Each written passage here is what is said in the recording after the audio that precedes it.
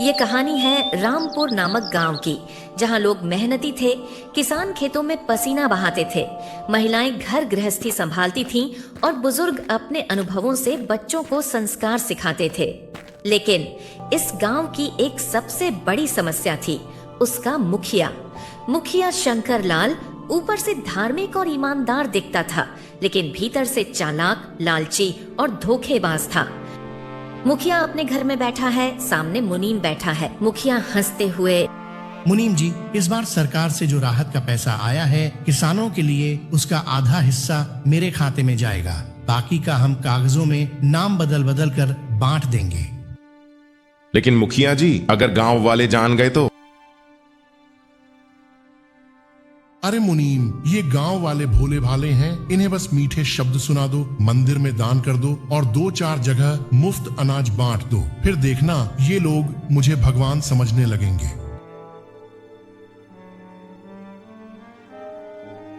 गांव का कुआं सूखा पड़ा है, महिलाएं पानी के लिए परेशान हैं, किसान आपस में बात कर रहे हैं। रामू किसान, अरे भाई, बारिश नहीं हुई, नहर का पानी भी नहीं आया, ऊपर से मुखिया साहब कहते हैं कि सरकार ने तो कोई राहत भेजी ही नहीं। हाँ, मैंने भी सुना, लेकिन सुना है सरकार ने लाखों रुपए भेजे थे। तो फिर पैसा गया कहां?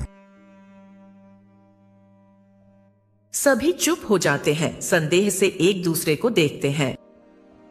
चौपाल पर गांव वाले इकट्ठे हैं। मुखिया खड़ा है। मुखिया मधुर आवाज में,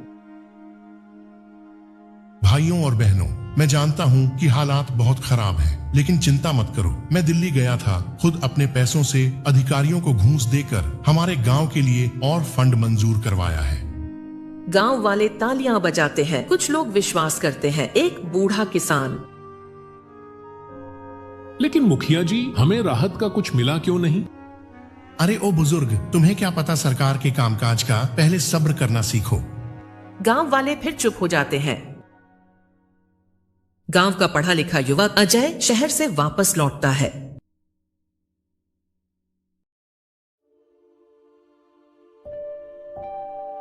गांव वही है, लोग वही हैं, लेकिन चेहरे पर मायूसी क्यों है? माँ के माथे पर चिंता क्यों है? ये सब समझना होगा। अजय चौपाल की ओर जाता है, सबका हाल चाल लेता है। अरे अजय बेटा, तू तो शहर पढ़ने गया था, अब गांव आ ही गया है तो देख जरा, मुखिया हमारा खून चूस रहा है। क्यों चाचा, क्या हुआ? सभी किसान मुखिया की करतूत बताते हैं। अजय सब सुनकर गंभीर हो जाता है। अम्मा, अब और सहा नहीं जाएगा। ये मुखिया गांव का खून चूस रहा है। मैं सबके सामने इसका असली चेहरा लाऊंगा। बेटा, शंकरलाल बहुत ताकतवर है, उसके पास पैसे भी हैं, गुंडे भी। अम्मा, अगर हम सच के लिए खड़े न हुए तो ये गांव हमेशा लुटता रहेगा। अजय और कुछ युवा साथी योजना बनाते हैं। देखो, हमें सबूत चाहिए, कागज, फर्जी दस्तखत, सरकारी रसीदें, ये सब मुनीम के पास होंगे। हमें वो पकड़ना है। लेकिन मुखिया के घर में जाना आसान नहीं। जहां धोखा है वहां हिम्मत भी चाहिए। रात का समय, अजय और साथी मुखिया के घर के पीछे से घुसते हैं। मुनीम दस्तावेज गिन रहा है। अजय धीरे से, यही मौका है। अजय और साथी खिड़की से कागज चुरा लेते हैं। उनमें लिखा होता है कि लाखों रुपए की मदद गांव के नाम पर आई, लेकिन आधा पैसा मुखिया के खाते में गया। अगले दिन चौपाल में सभा, गांव वाले इकट्ठे हैं। मुखिया अपने भाषण में व्यस्त है। मुखिया, भाइयों, मैं तुम्हारे लिए दिन रात लगा हूँ, अगर मैं न होता तो यह गांव भूखा मर जाता। अजय तेज आवाज में, झूठ, सब झूठ है मुखिया जी। सब लोग अजय की ओर देखते हैं। ये देखो कागज, सरकार ने हमारे लिए 10 लाख रुपए भेजे थे, लेकिन आधा पैसा आपके खाते में गया है। ये रही बैंक की मुहर, मुनीम के दस्तखत। गांव वाले हैरान हो जाते हैं। सब में गुस्से की लहर दौड़ती है। तो ये है हमारा मुखिया, जो हमें भूखा रखकर खुद महलों में जी रहा है। आज से तू हमारा मुखिया नहीं, धोखेबाज है, धोखेबाज। गांव वाले मुखिया को पकड़ लेते हैं। मुखिया घबराकर, नहीं, मैंने सब तुम्हारे भले के लिए किया। भले के लिए या अपने पेट भरने के लिए? आज से यह गांव धोखे से नहीं, ईमानदारी से चलेगा। गांव वाले अजय को नया मुखिया बनाने का निर्णय लेते हैं।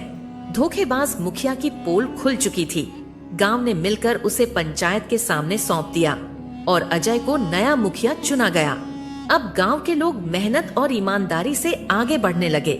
संदेश जो नेता जनता को धोखा देता है उसका अंत हमेशा बुरा होता है, और जो सच और ईमानदारी के रास्ते पर चलता है वही सच्चा मुखिया कहलाता है।